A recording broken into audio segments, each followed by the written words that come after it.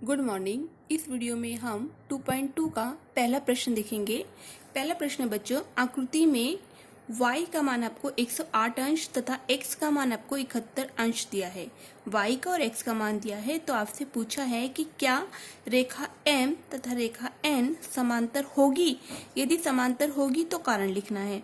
तो यहाँ पे बच्चों में डायग्राम भी दिया है कि इस डायग्राम में हमें रेखा m और रेखा n दे रखी है और उसकी तिर्यक रेखा जो l है ना, यानी कि रेखा m और रेखा n की तिर्यक रेखा l है। उसके बाद यहाँ पर हमें कोण दिए हैं x और y। x का मान हमें 71 अंश दिया है, y का मान 108 अंश दिया है। तो इस प्रश्न को बच्चों कैसे करेंगे, हम देखेंगे कि रेखा के अंदर वाले कोण हैं एक साइड बने हुए। यदि इन अंत्य कोणों का योग अगर कैसी भी करके अगर 180 आता है तो ये रेखा m और n क्या होगी, समांतर होगी। यदि x और y का यदि योग 180 नहीं आता है तो m और n जो है समांतर रेखा नहीं होगी। तो कैसे करेंगे बच्चों, देखो इसे लिखेंगे पहले कि रेखा m तथा रेखा n की तिर्यक रेखा l है, तिर्यक रेखा l है। उसके बाद हमको दिया है x और y का मान दिया है, तो y का मान हमको कितना दिया है, 108 लिख लेते हैं। y का मान 108 अंश दिया है और x का मान कितना दिया है, 71 अंश, है ना। अगर हम हल कैसे करेंगे बच्चों, इसको हल कैसे करेंगे, यदि इन कोणों का योग यदि x 108 और 71 को जोड़कर अगर 180 आता है तो अंत्य कोणों की जोड़ी हमें पता है संपूरक होती है, यानी इन दोनों का योगफल 180 होता है। अगर ऐसा आता है तो ये संपूरक है, तो ये रेखाएं समांतर है। ठीक है, जोड़ते हैं, कितना आता है देखो, x प्लस y, है ना। अब x के स्थान पर 71 रखेंगे, प्लस के नीचे प्लस का निशान, और y के स्थान पर 108 रखेंगे। 71 में 108 को जोड़ेंगे तो 179 अंश आया, यानी x प्लस y का मान जो है किसके बराबर आया, 179 के, यानी कि x प्लस y का मान जो है 180 के बराबर नहीं है। x प्लस y का मान जो है, ये जो बराबर का निशान काट रखा है, इसका मतलब x प्लस y का मान 180 के बराबर नहीं है, यानी इन अंत्य कोणों का योगफल जो 180 नहीं है। तो लिखेंगे अंत्य कोणों की जोड़ी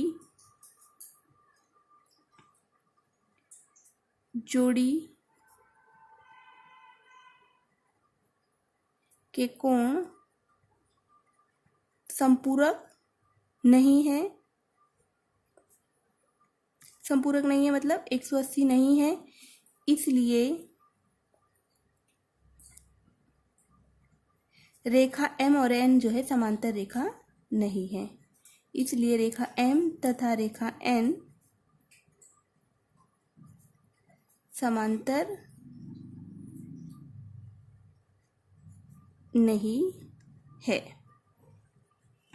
अब उसके बाद आगे का प्रश्न देखो बच्चों, दूसरा प्रश्न है आकृति में, बहुत सिंपल है। आकृति में यदि कोण A सर्वांगसम कोण B है, कोण A सर्वांगसम B है, तो सिद्ध करो कि रेखा L तथा M जो है समांतर है। हमें दिया है कि यहाँ पर A और B सर्वांगसम है और हमको सिद्ध करके लिखा है कि रेखा L और M समांतर रेखा है।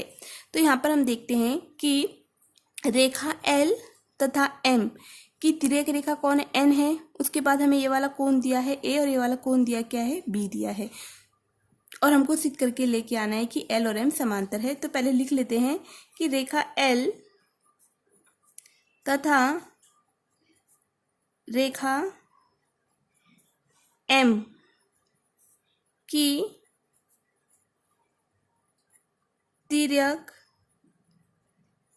तिर्यक रेखा N है। उसके बाद हमको क्या दिया है, यहाँ पे कोण A सर्वांगसम है कोण B की हमको दिया है। ठीक है, इसको दत्त लिख लेते हैं। साध्य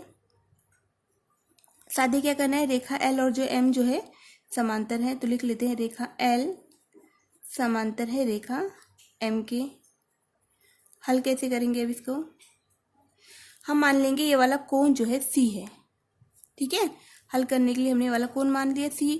यदि ये वाला कोण C है तो कोण A जो है सर्वांगसम किसके होगा, कोण C के होगा, क्योंकि ये वाला कोण कौन सा है, वृत्त कोण है, शीर्षाभिमुख कोण एक दूसरे के सामने है।